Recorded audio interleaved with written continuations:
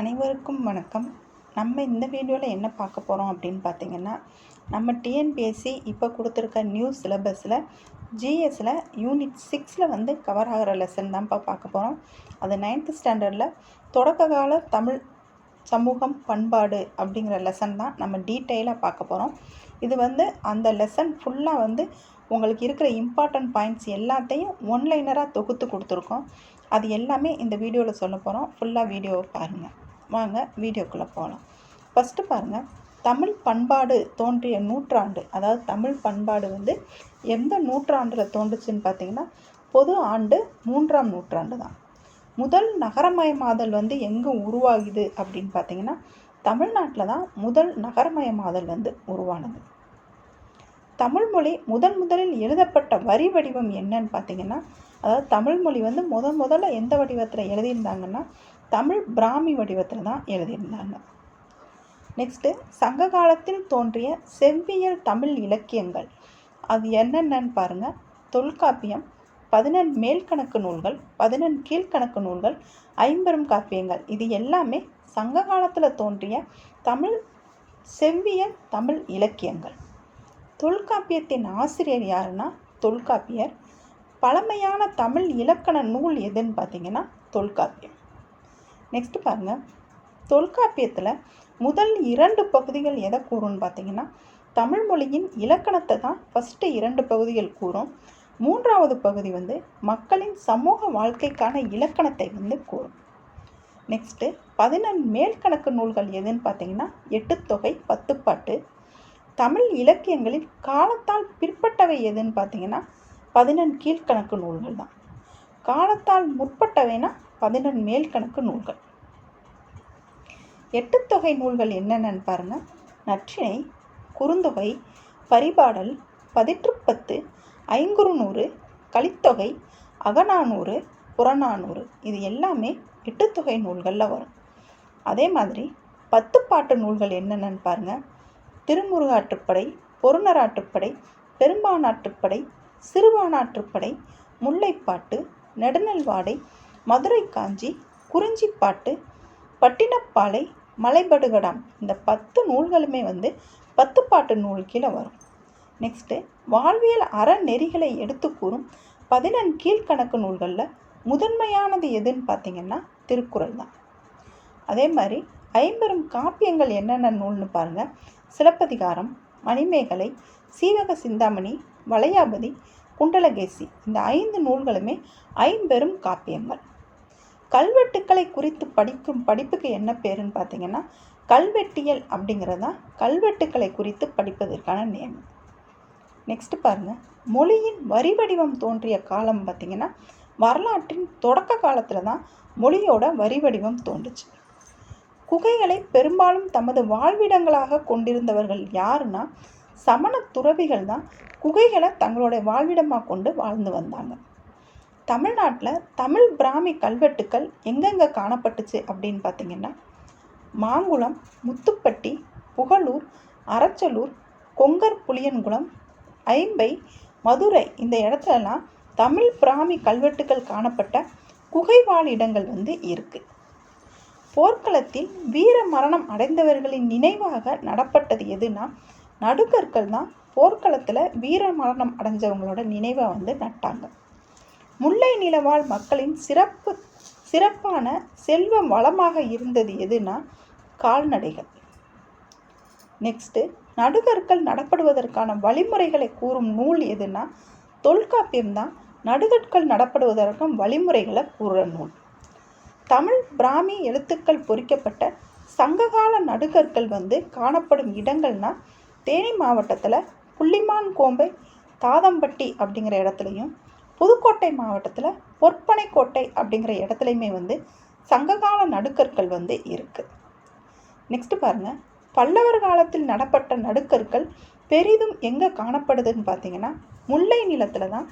சங்க காலத்தில் நடப்பட்ட நடுக்கற்கள் பல்லவர் காலத்தில் நடப்பட்ட நடுகற்கள் காணப்படுது. கல்வெட்டுக்கள் பற்றிய படிப்பு கல்வெட்டியல். மொழியின் வரி வடிவம் தோன்றிய காலம் எதுன்னு பார்த்தீங்கன்னா வரலாற்றின் தொடக்க காலத்தில் தான் மொழியோட வரி வடிவம் தோன்றுச்சு. தமிழகத்தில் முதலாக பயன்படுத்தப்பட்ட மொழியின் வரி வடிவம் எதுனா தமிழ் பிராமி வடிவம் தான் தமிழ்நாட்டில் பயன்படுத்தின மொழியின் வரி வடிவம். நெக்ஸ்ட் பாருங்க, கற்பாறை, குகைவாழிடங்கள், சுடுமண்கலன்கள், நாணயங்கள், முத்திரைகள், மோதிரங்கள் காணப்படுகின்ற எழுத்துக்கள், இது எல்லாத்தையுமே எந்த மாதிரி எழுத்துக்கள் காணப்படுதுன்னு பார்த்தீங்கன்னா தமிழ் பிராமி எழுத்துக்கள் தான். குகைகளை பெரும்பாலும் தமது வாழிடங்களாக கொண்டிருந்தவர்கள் சமணத் துறவிகள். குகைகளில் வாழ்ந்த துறவிகளுக்கு இயற்கையாக அமைந்த குகைகளை வாழிடங்களாக மாற்ற உதவியவர்கள் யாருன்னா அரசர்களும் வணிகர்களும் தான் அந்த சமணத் துறவிகளுக்கு உதவி பண்ணாங்க.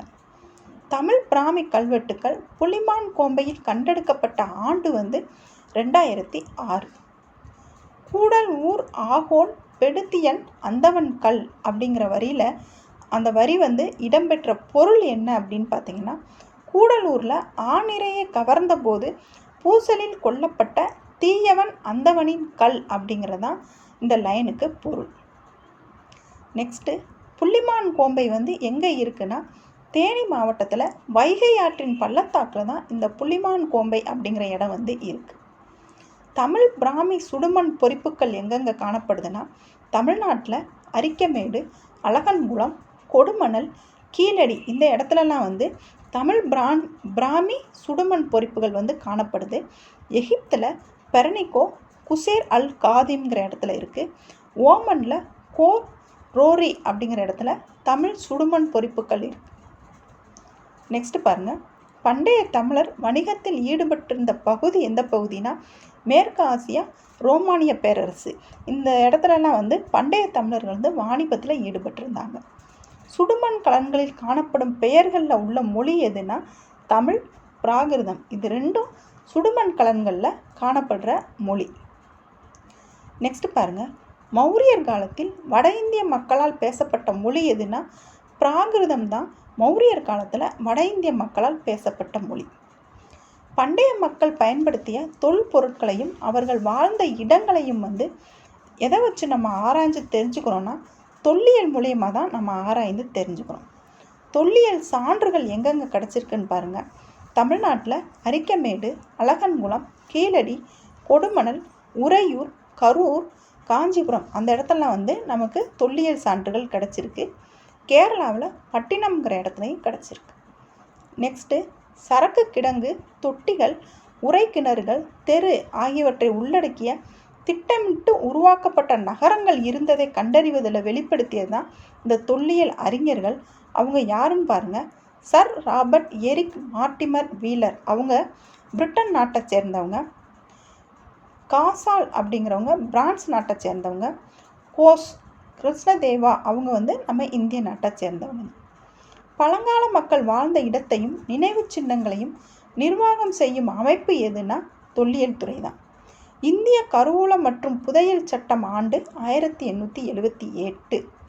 பழங்கால பொருட்கள் கலை கருவூல சட்டங்கள் 1972.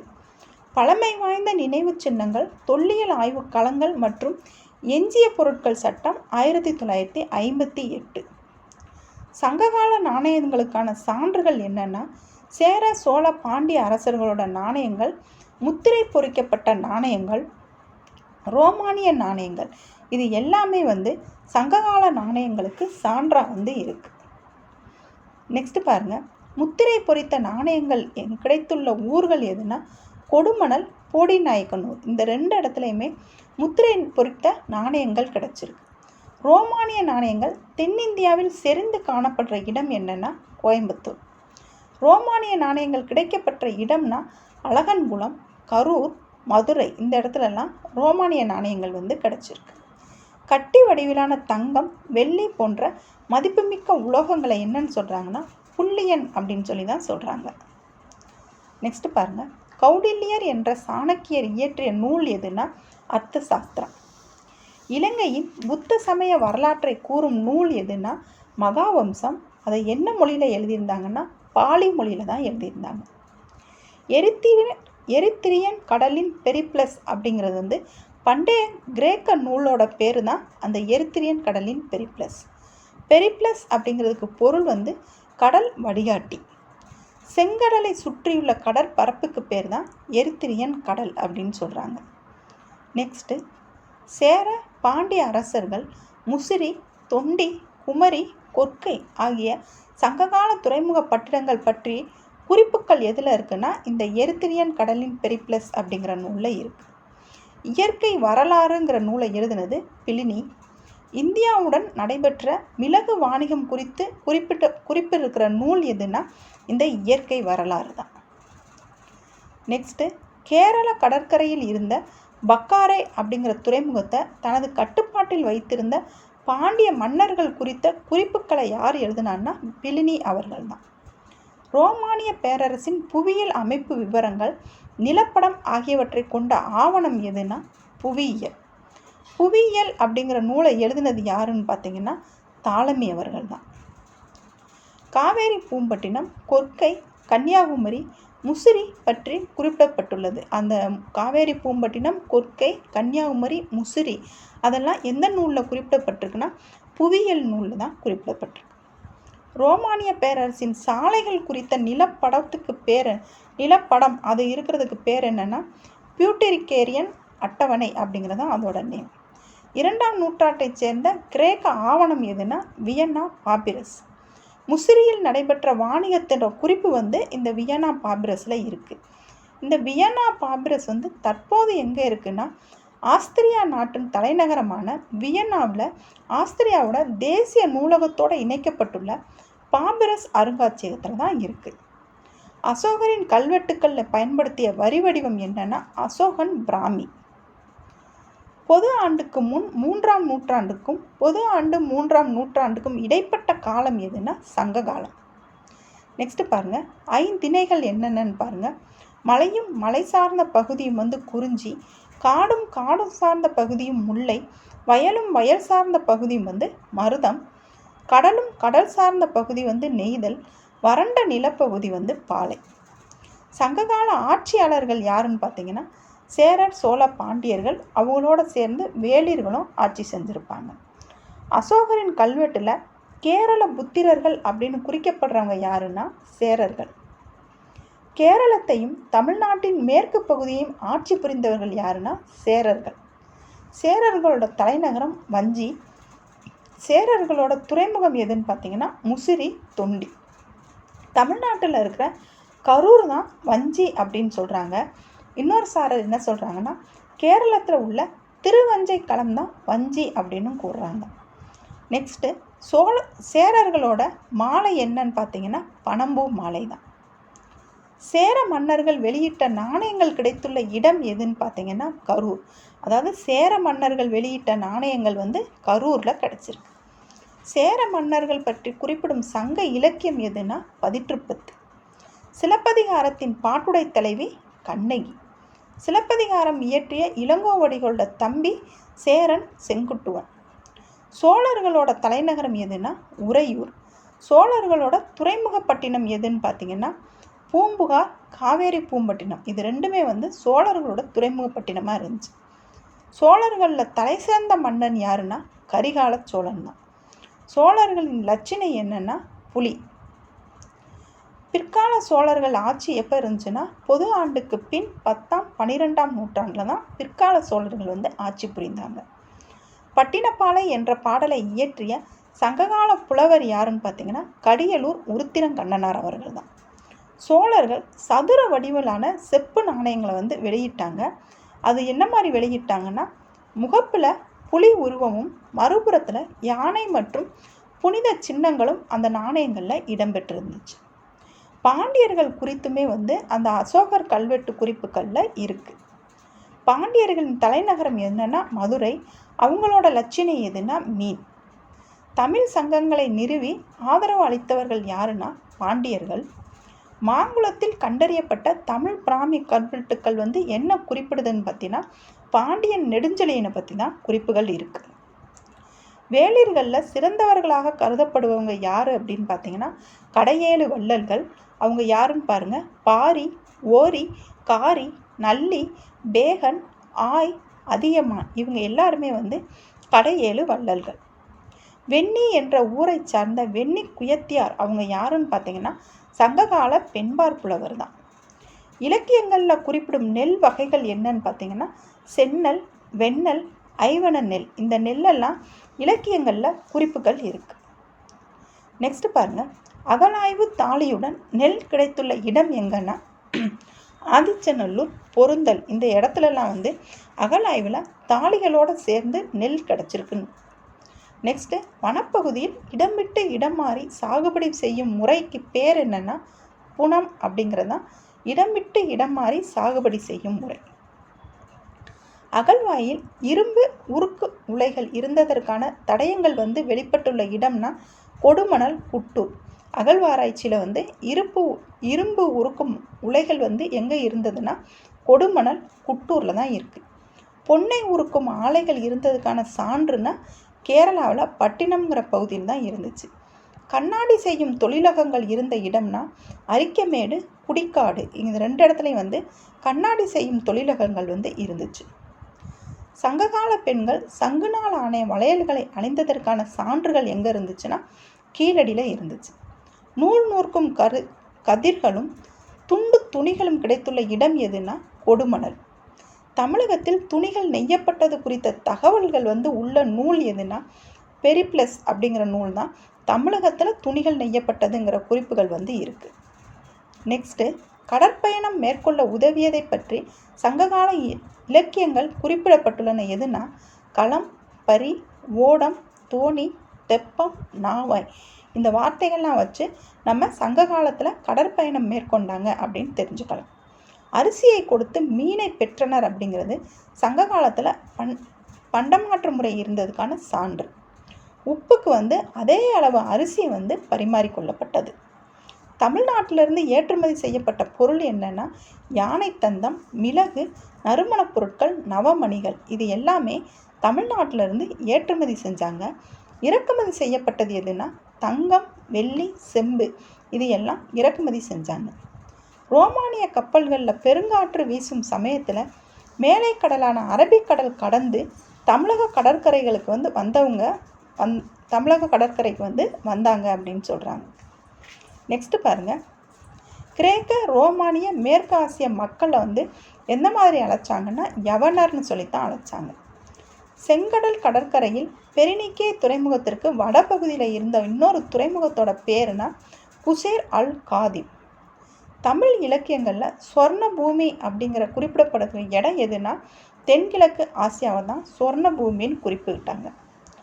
கேரளத்தில் எர்ணாகுளம் மாவட்டத்தில் பட்டணம் அப்படிங்கிற பகுதி அமைஞ்சிருக்கு. கொடுமணலில் ஈரோடுக்கு அருகில் உள்ளது. அந்த கொடுமணல் அப்படிங்கிற பகுதி ஈரோடுக்கு அருகில் இருக்குது. பதிற்றுப்பத்தில் குறிப்பிட்டப்பட்ட கொடுமணல் தான் இவ்வூர் அப்படின்னு கருதுகிறாங்க. பெருங்கற்கால முதுமக்கள் தாளிகளும் இரும்பு மணிக்கற்களும் சங்கு வேலைப்பாடுகளும் குறித்த சான்றுகள் இந்த கொடுமணலில் கிடச்சிருக்கு. தமிழ் பிராமி எழுத்துக்கள் கொண்ட 300க்கும் மேற்பட்ட மண்கல பொறிப்புகள் இந்த கொடுமணலில் கிடச்சிருக்கு. கொடுமணலில் கிடைத்துள்ள பொருட்கள் என்னென்னு பாருங்கள்.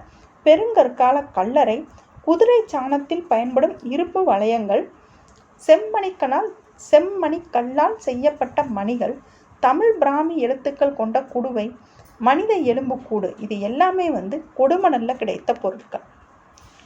உள்நாட்டு வணிக மையங்களாக திகழ்ந்த நகரங்கள் எதுனா காஞ்சிபுரம், உறையூர், கரூர், மதுரை, கொடுமணல். இது எல்லாமே உள்நாட்டு மையங்களாக இருந்த நகரங்கள். திட்டமிட்டப்பட்ட வடிவமைப்பையும் செங்கல் கட்டுமானங்களையும் கொண்ட மக்கள் வசிப்பிடத்தை தான் நகரம் அப்படின்னு சொல்லி அழைச்சாங்க. சங்க காலத்தில் இருந்த வழிபாட்டு முறைகள் என்னென்னா ஆவி வழிபாடு, மூதாதையர் வழிபாடு, வீரர்கள் வழிபாடு, சிறு தெய்வ வழிபாடு. இந்த வழிபாடு எல்லாமே சங்க காலத்தில் இருந்த வழிபாட்டு முறைகள். நெக்ஸ்ட்டு,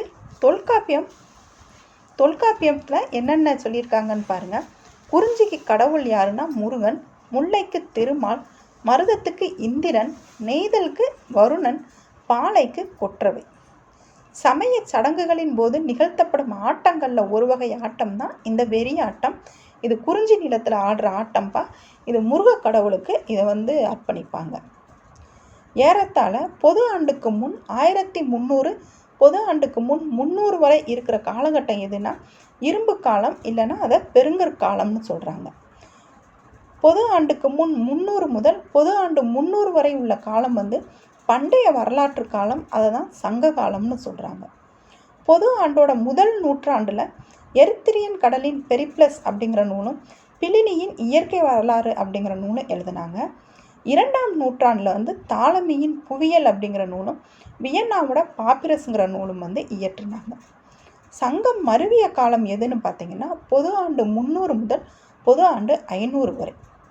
சங்க காலத்தில் பயன்படுத்தப்பட்ட எழுத்து முறை எதுனா தமிழ் பிராமி எழுத்து முறை தான்.